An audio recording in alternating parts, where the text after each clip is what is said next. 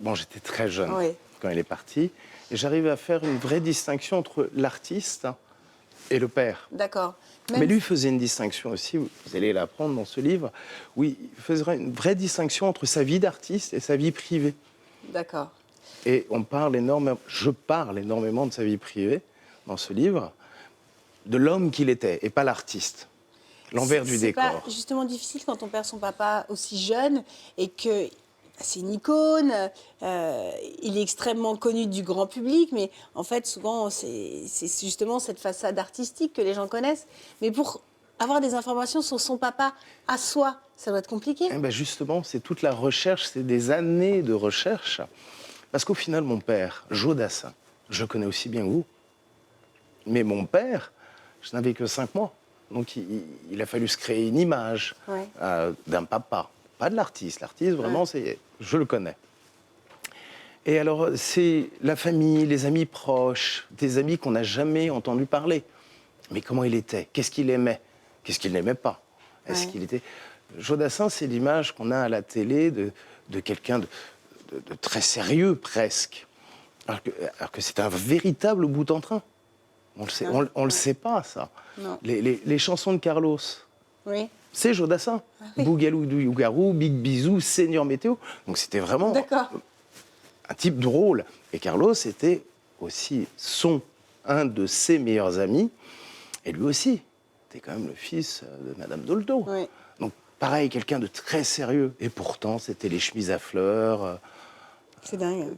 Voilà, c'est deux érudits qui se sont rencontrés pour rire.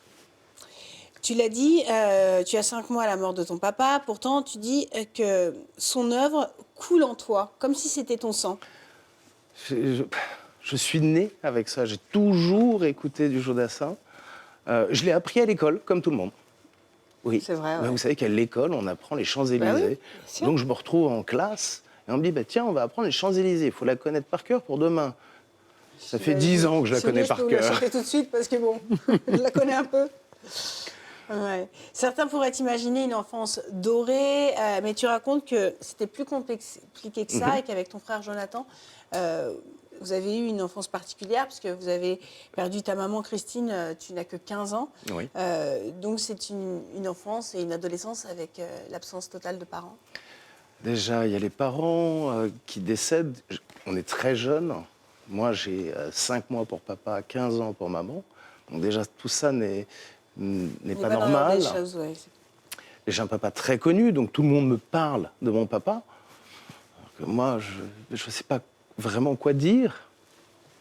Et puis on grandit, je travaille avec les maisons de disques pour continuer à faire perdurer le catalogue de mon papa. Donc je me retrouve très jeune aussi à travailler.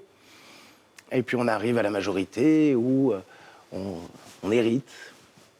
Et là, je me retrouve un peu comme un châtelain désargenté. Parce que dans les années 70, il n'y avait pas de lendemain.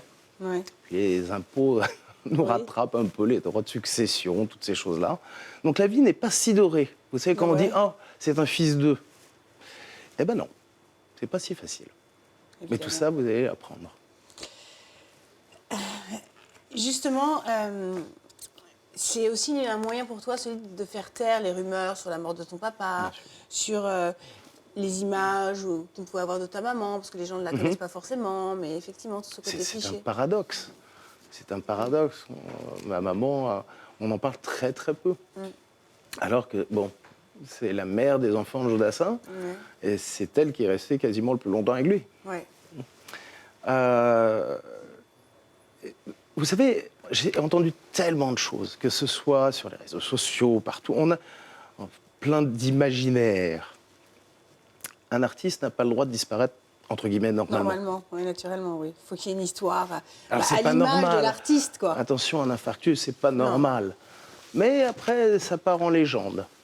Et un journaliste va écrire « Ah ben tiens, il était habillé en costume blanc ». Un deuxième va le reprendre. Il va être gris. Puis au troisième, le costume est plus blanc, il est noir. Et c'est ça que je voulais vraiment remettre l'église au milieu du village, comme on dit. C'est de dire non, non, non, non. Arrêtons de modifier les réalités. Voilà la réalité. Ouais. Pour moi, ce livre, c'est l'ultime. biographie. Là, plus personne peut dire que le costume est passé de blanc à gris à noir. Il était blanc.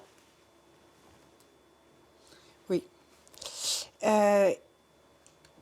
Qu'est-ce que ça a fait d'écrire ce livre, justement de remettre l'église au milieu du village, de sortir des choses que tu dois garder pour toi depuis des années, puisque tu le dis, effectivement, c'est une icône, les gens parlent, ils ne sont pas forcément bienveillants.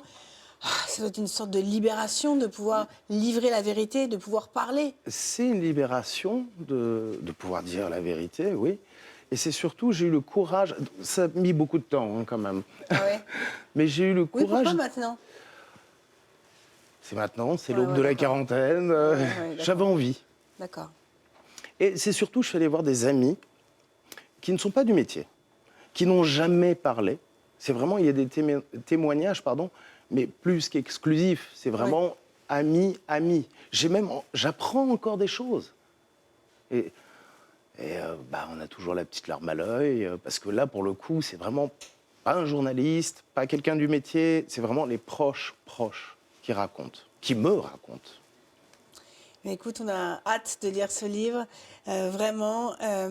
Julien, je rappelle que tu es également en tournée avec Jodassin Story. Alors, partout dans le monde, est-ce qu'il y a des dates en France?